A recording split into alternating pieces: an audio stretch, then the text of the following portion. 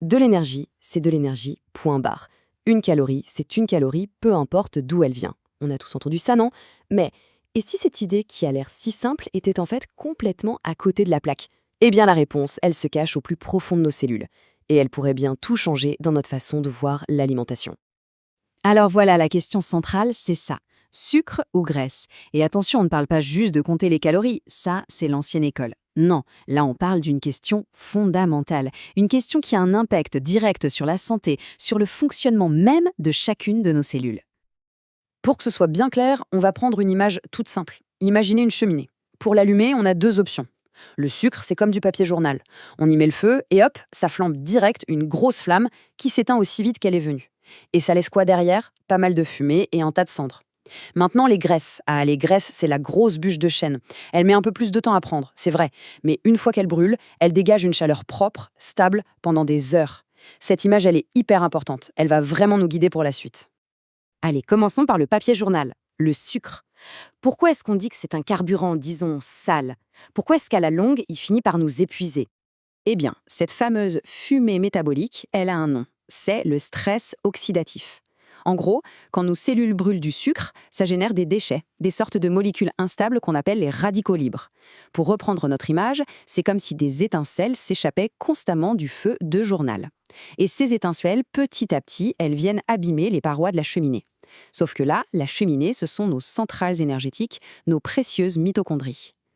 Mais le problème avec ce carburant sale ne s'arrête pas là. Il y a une autre conséquence, peut-être même encore plus vicieuse. Ça se passe au niveau de la gestion du sucre dans le sang. Et ça implique une hormone dont on entend beaucoup parler, l'insuline.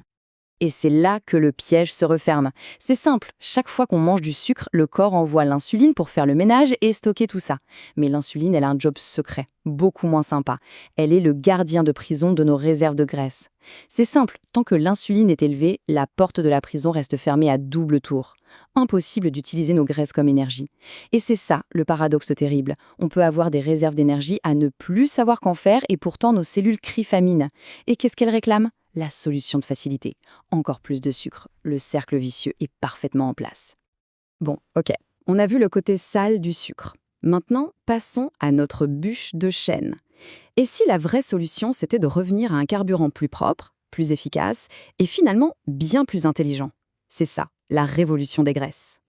Parce que, soyons clairs, utiliser les graisses comme énergie, ce n'est pas une nouvelle mode, pas du tout. C'est un retour aux sources. C'est le réglage d'usine de notre corps, son système d'exploitation par défaut. C'est lui qui a été perfectionné pendant des millions d'années pour notre survie.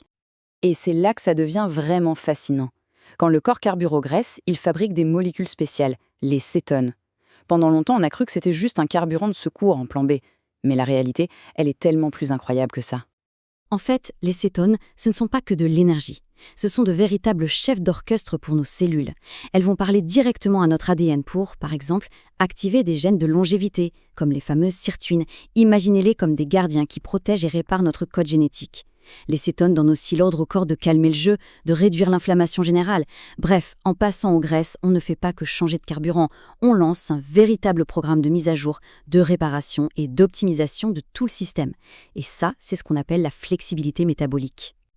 Ok, c'est super tout ça sur le papier, mais concrètement, comment on fait? Comment on passe du papier journal à la bûche de chêne, surtout quand notre moteur a tourné au sucre pendant des années, voire des décennies?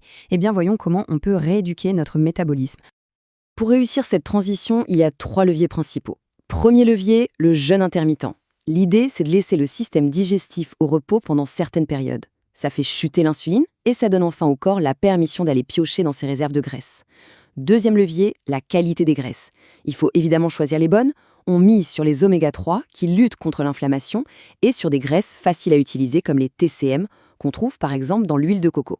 Et enfin, troisième levier, un peu plus surprenant, l'hormèse. C'est le principe d'un petit stress positif et contrôlé. Une douche froide, par exemple, va forcer le corps à s'adapter et à brûler des graisses pour produire de la chaleur. Donc, pour résumer, tout est une question d'usage. Le sucre n'est pas l'ennemi absolu, il a sa place. C'est le carburant des situations d'urgence, du sprint, de l'effort court et intense. La graisse, en revanche, c'est le carburant de fond. C'est le carburant de l'endurance, de la longévité, de l'énergie stable et de la régénération de nos cellules. Le choix du carburant n'est donc vraiment pas anodin. Ce n'est pas juste une question d'énergie, c'est une question d'information. À chaque repas, on envoie un message à notre corps. La vraie question, au final, ce n'est pas tant sucre ou graisse, c'est plutôt quel message est-ce qu'on veut envoyer à nos cellules aujourd'hui? Le message de l'urgence, de la combustion rapide et de l'usure, ou le message de la durabilité, de la longévité et de la réparation?